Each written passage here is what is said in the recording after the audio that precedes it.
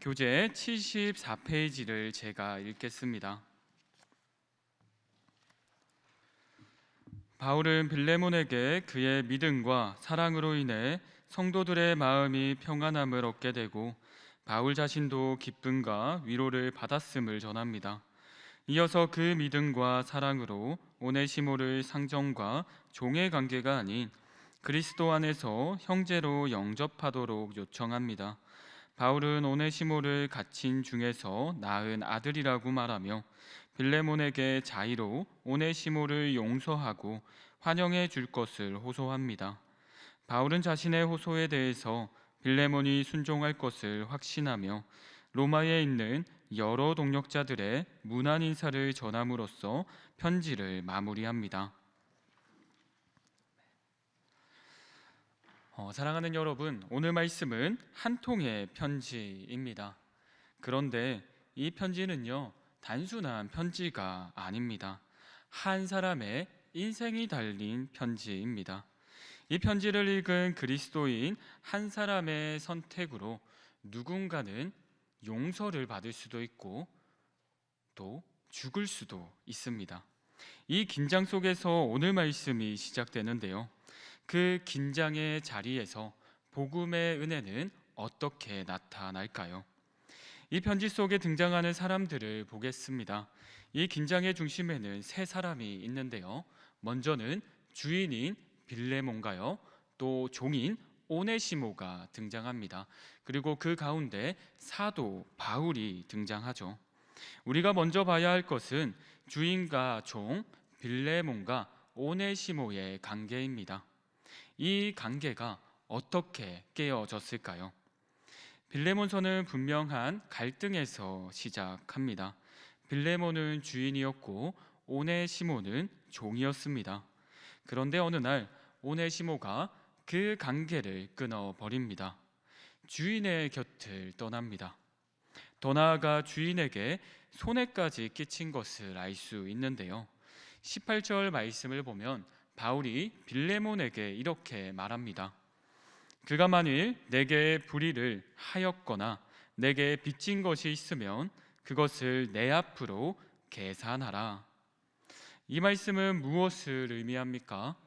빌레몬과 오네시모가 단순한 감정의 문제가 아니라 실제적인 손해와 죄가 얽힌 관계라는 것을 알려줍니다.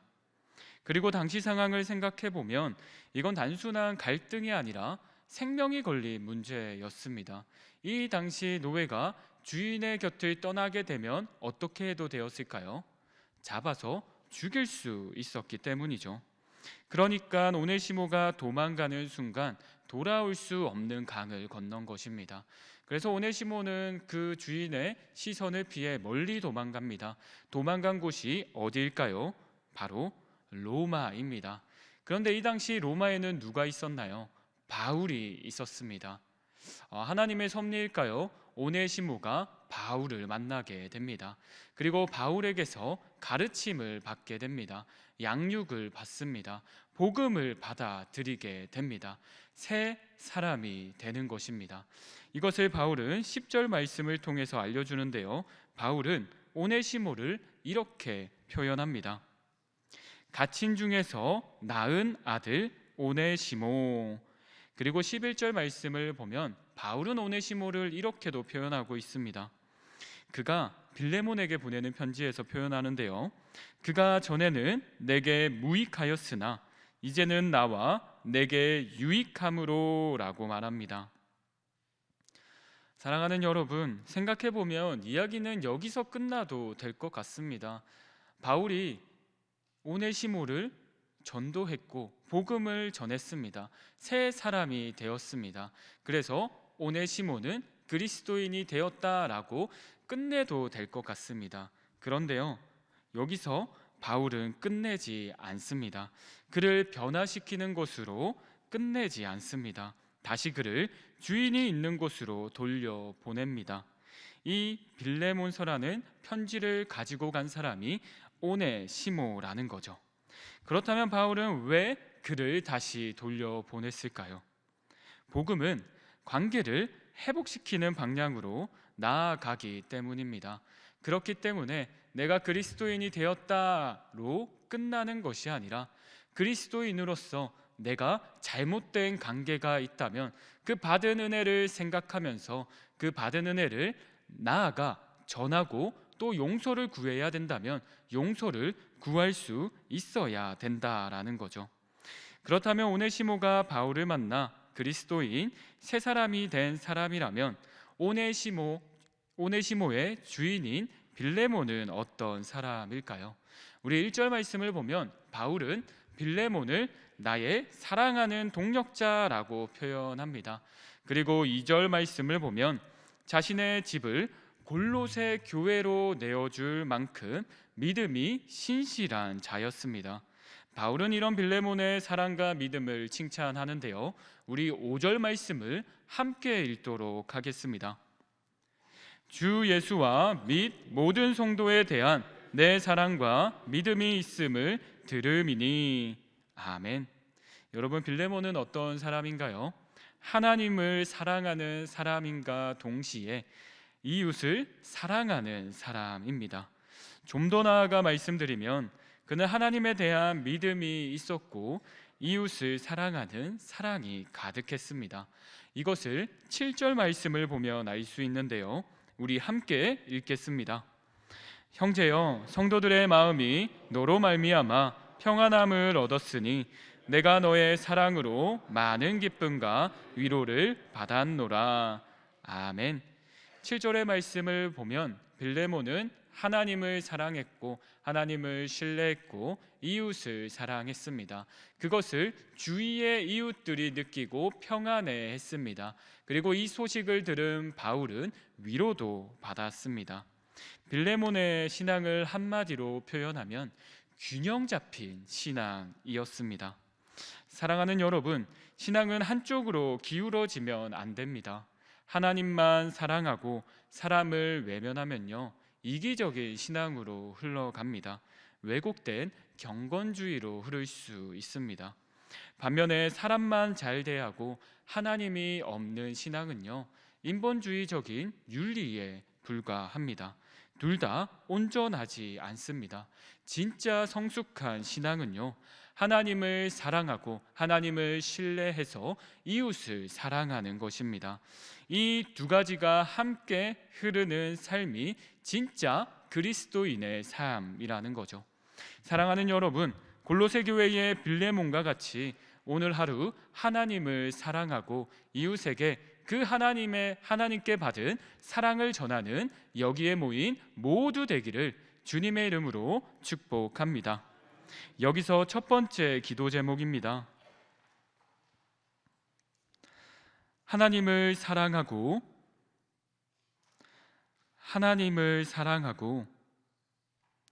이웃 사랑을 실천하는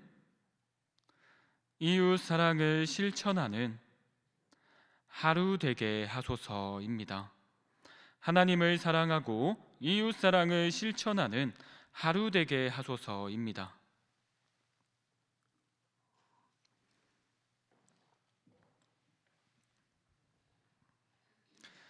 그런데 여러분, 빌레몬은 좋은 신앙을 가졌습니다. 그런데 진짜 문제는요, 여기서 발생합니다. 빌레몬이 아무리 좋은 신앙을 가지고 이웃 사랑을 실천했지만 불편한 관계가 있을까요, 없을까요? 있었다라는 거죠. 그 관계가 어떤 관계인가요? 바로 오네시모와의 관계였습니다. 자신에게 피해를 입히고 간 오네시모와의 불편한 관계가 존재했다라는 거죠. 이 지점에서 우리는 중요한 사실을 하나 보게 됩니다. 신앙의 진짜 모습은 편한 자리가 아니라 갈등이 있는 자리, 감정이 얽힌 자리, 손해가 걸린 바로 그 자리에서 드러난다는 것입니다. 사랑하는 여러분, 하나님을 사랑한다고 고백하는 것은 어쩌면 어렵지 않습니다.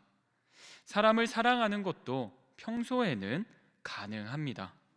하지만 나에게 상처 준 사람, 나에게 손해를 끼친 사람, 나의 인격을 모독한 사람 앞에서는 이야기가 완전히 달라집니다. 그래서 바울은 지금 빌레몬의 신앙을 칭찬하면서 너가 어려운 상황 가운데서도 진짜 믿음을 나타낼 수 있어야 한다라고 촉구하고 있는 것이죠. 네가 가진 그 사랑, 네가 살아온 그 믿음, 이제 힘든 오네시모와의 관계 속에서도 보여야 한다라고 말하고 있는 것입니다. 사랑하는 여러분, 참된 신앙은요, 고백으로만 완성되지 않습니다. 실제적인 관계 속에서 완성됩니다. 그래서 오늘 말씀은 우리에게 묻고 있는 것이죠. 내 신앙은 지금 누구 앞에서 멈춰 있는가? 예를 들어 이런 경우가 있습니다. 직장에서 함께 일하는 동료가 있습니다. 근데 그 동료가 나에게 손해를 끼친 거예요. 나의 인격을 모독한 거예요. 겉으로는 아무렇지도 않은 척을 합니다. 하지만 이미 거리를 두고 싫은 티를 내고 더 이상 관계를 열지 않습니다. 또 어떤 경우는 가까운 사람의 말 한마디에 상처를 받고 마음속으로 그 사람과의 관계의 선을 그어버립니다. 여러분, 선을 그어버린 그 자리가 우리가 신앙을 증명해야 하는 자리인 것을 믿음으로 받아들이시기 바랍니다. 그래서 지금 바울은 추상적인 신앙을 말하는 것이 아니라 선을 그어버린 바로 그 자리에서 빌레몬의 신앙이 드러나기를 바라고 있는 거죠. 이어서 바울은 17절과 20절의 말씀을 통해 빌레몬이 오네시모를 용서하기를 바라며 이렇게 말합니다. 바울은 빌레몬이 자신에게 영적으로 진 빚이 있다고 말합니다. 어떤 빚일까요? 바울이 복음을 전했는데 그 복음을 전해 들었던 빌레몬은 그 마음속에 빛이 있다는 것을 떠올리게 합니다. 그리고 바울은 이렇게도 말합니다. 빌레몬아, 너가 피해를 입었는데 필요하면 그 피해를 내가 보상해 주겠다라고 말합니다. 그러면서 오네시모가 이제는 예수님을 믿고 주님 안에서 한 형제가 되었다. 너도 한 아버지 밑에 형제임을 알고 오네시모를 사랑으로 받아주길 바란다라고 말합니다. 그리고 바울은 여기서 멈추지 않습니다. 내가 본 빌레몬, 너는 참된 믿음을 가진 자였다. 나는 보지 않아도 확신한다. 너가 오네시모를 용서할 것이고 용서하는 것을 더 넘어서 주님의 사랑을 실천할 것이다 라고요. 우리 그 말씀이 21절 말씀에 잘 드러나는데요. 우리 21절의 말씀을 함께 읽도록 하겠습니다. 나는 네가 순종할 것을 확신함으로 내게 쏜노니 네가 내가 말한 것보다 더 행할 줄을 아노라. 아멘. 사랑하는 여러분, 이 말은 단순한 기대가 아닙니다. 확신입니다. 왜 바울은 이렇게 확신할 수 있을까요? 단순히 빌레몬이 좋은 사람이라서 아닙니다. 복음을 아는 사람이기 때문입니다. 복음을 경험한 사람이기 때문에 진짜 복음을 경험한 사람은 자신의 삶으로서 그 복음의 은혜를 베풀어야 되는 사람인 것을 바울은 알기에 참된 신앙을 가진 빌레몬이 용서할 것을 확신하고 있는 것입니다. 이것은 바울이 빌레몬을 압박하는 게 아니라 참된 신앙을 믿고 있는 빌레몬에게 권유하는 것이죠. 사랑하는 여러분, 이 말씀은 이제 우리에게 주어졌습니다. 하나님은 우리가 참된 신앙을 소유하고 나아가기를 간절히 소망합니다. 그리고 그 참된 신앙을 가진 우리가 용서하지 못한 사람이 있다면 하나님은 이제 너가 그 사람을 용서할 수 있다고 우리를 믿어주고 계십니다. 여러분, 우리도 한때는 오네시모였습니다. 하나님 앞에서 조망쳤던 사람이었고요, 하나님께 빚진 사람이었습니다. 하나님과의 관계가 깨어진 사람이었습니다. 그런데 하나님은 우리와 관계를 그냥 끊어버리지 않으시고 오히려 예수 그리스도를 우리에게 보내주셔서 하나님과 우리 사이에 끊긴 관계를 그 십자가의 은혜로 연결해 주셨습니다. 우리가 그 은혜를 알고 있다면 우리에게 잘못한 사람이 있다고 하더라도 우리가 그 사람과의 선을 그어버리고 그 사람을 무시하며 나아가는 것이 아니라 다시 한번 복음의 능력을 구하며 용서할 수 있는 은혜를 구해야 할 줄로 믿습니다. 오늘 하루 하나님께 받은 은혜를 생각하며 나에게 잘못한 그 사람을 용서하는 은혜가 있기를 여기에 모인 모두를 주님의 이름으로 축복합니다. 여기서 두 번째 기도 제목입니다. 복음의 은혜를 기억하며 잘못한 사람을 용서하게 하소서입니다. 복음의 은혜를 기억하며 잘못한 사람을 용서하게 하소서입니다.